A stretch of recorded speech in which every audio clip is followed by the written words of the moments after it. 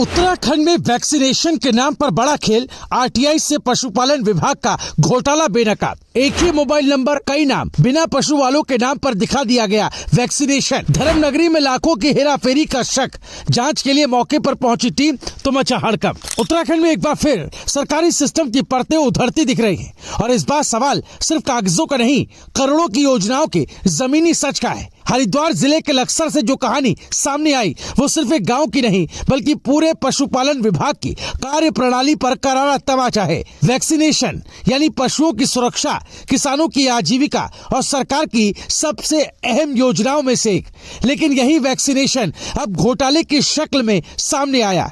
ऐसा घोटाला जो आरटीआई की एक अर्जी से बेनकाब हो गया और विभाग में हड़कंप मच गया। कहानी शुरू होती है लक्सर क्षेत्र के भूरना गांव से, जहां रहने वाले एडवोकेट विनीत चौधरी ने पशुपालन विभाग से एक सीधा सवाल पूछ डाला। सवाल था, आखिर गांव में कितने पशुओं का वैक्सीनेशन हुआ, किसके यहाँ हुआ और किस आधार पर भुगतान किया गया। आरटीआई के तहत मांगी गई ये जानकारी सिस्टम के लिए इतनी असहज साबित हुई कि महीनों तक उसे दबाए रखा गया। टालम टोल, बहाने और चुप्पी। लेकिन जब जवाब नहीं मिला तो शिकायत सीधे विभागीय मंत्री सौरभ बहुगुणा तक पहुंचा दी गई और यहीं से हड़कंप मच गया। मंत्री तक शिकायत पहुंचते ही हरकत में आया विभाग। आनन फानन में आरटीआई के जवाब दिए गए, दस्तावेज सौंपे गए और जैसे इन कागजों को पलटा गया, सच ने सबको चौंका दिया। वैक्सीनेशन के नाम पर जो आंकड़े पेश किए गए वो गांव की हकीकत से कोसों दूर थे। कागजों में सैकड़ों नाम, लेकिन गांव में ऐसे लोग रहते ही नहीं। कई मामलों में एक ही मोबाइल नंबर पर कई लोगों के नाम से वैक्सीनेशन दिखा दिया गया। सवाल उठता है, क्या एक मोबाइल नंबर पर पूरा गांव पल रहा था या फिर सिस्टम ने आंखें बंद कर ली थी? सबसे चौंकाने वाली बात ये कि जिन लोगों के नाम वैक्सीनेशन की सूची में दर्ज हैं, उनमें से कई ऐसे हैं जिनके पास एक भी पशु नहीं, न गाय, न भैंस, न बकरी। फिर वैक्सीन किसे लगी? क्या हवा में इंजेक्शन लगाए गए या फिर कागजों में ही लाखों रुपए का खेल कर दिया गया? शिकायतकर्ता विनीत चौधरी का साफ आरोप है कि अकेले भूरना गांव में ही पशु वैक्सीनेशन के नाम पर लाखों रुपए का घोटाला किया गया है। अब सवाल ये नहीं कि घोटाला हुआ या नहीं, सवाल ये है कि इतना बड़ा खेल कैसे और किसकी निगरानी में चला। इसी सवाल का जवाब तलाशने खुद अपर निदेशक पशुपालन विभाग गढ़वाल परिक्षेत्र भूपेंद्र सिंह जंगपांगी लक्सर पहुंचे। मौके पर पहुंचकर उन्होंने जांच शुरू की और साफ कहा कि भूरना गांव में वैक्सीनेशन को लेकर अनियमितताओं की शिकायत मिली और इसकी गंभीरता से जांच की जा रही है।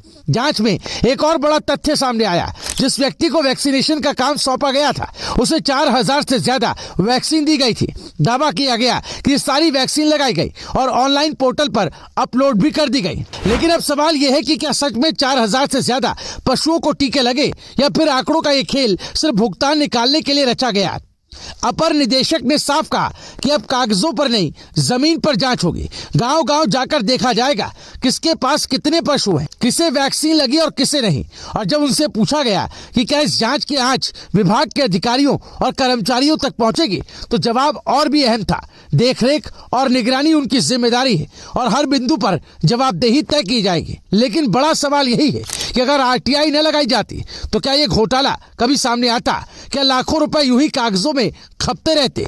और क्या ग्रामीणों को भी कभी पता चलता कि उनके नाम पर क्या क्या खेल खेला जा रहा है? ये मामला सिर्फ वैक्सीनेशन का नहीं, ये मामला सरकारी योजनाओं के क्रियान्वयन की सच्चाई का है। उन योजनाओं का जिनका मकसद किसानों और पशुपालकों को राहत देना होता है, लेकिन बीच में सिस्टम के कुछ लोग उन्हें लूट का जरिया बना लेते हैं। पशुपालन जैसे संवेदनशील विभाग में अगर इस तरह की अनियमितताएं हो रही हैं, तो सोचिए बाकी योजनाओं का क्या हाल होगा। आज सवाल लक्सर के भूरना गाँव का है, लेकिन कल किसी और गाँव का हो सकता है। आज पशुओं के नाम पर घोटाला हुआ, कल किसानों, मजदूरों या छात्रों के नाम पर भी हो सकता है। और यही वजह है कि आरटीआई जैसे हथियार सिस्टम के लिए सबसे बड़ा डर बन जाते हैं। अब सबकी निगाहें जांच रिपोर्ट पर टिकी। क्या दोषियों पर सख्त कार्रवाई होगी? क्या सिर्फ एक कर्मचारी बलि का बकरा बनाया जाएगा या फिर पूरी चेन की जवाबदेही तय होगी? क्या जिन अफसरों की निगरानी में ये सब हुआ उनसे भी सवाल पूछे जाएंगे? और सबसे अहम, क्या जनता का पैसा वापस आएगा? सरकार और विभाग के सामने अब सिर्फ जांच की चुनौती नहीं है, भरोसा बहाल करने की चुनौती है।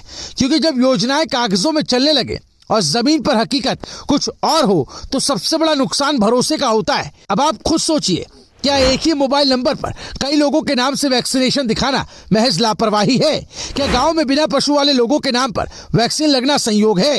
क्या 4000 से ज्यादा वैक्सीन का हिसाब बिना मिलीभगत के गड़बड़ हो सकता है? और क्या ऐसे मामलों में सिर्फ निचले स्तर के कर्मचारियों पर कार्रवाई काफी होगी? इन सवालों के जवाब जांच देगी, लेकिन तब तक सवाल जिंदा रहेंगे। अगर आपको लगता है कि ऐसी खबरें सामने आनी चाहिए, अगर आप चाहते हैं कि घोटालों पर पर्दा नहीं खुलासा हो, तो इस वीडियो को लाइक कीजिए, शेयर कीजिए, अपनी राय कमेंट में लिखिए और ऐसी खबरों के लिए हमारे चैनल रायशुमारी को सब्सक्राइब कीजिए। Bureau report रायशुमारी।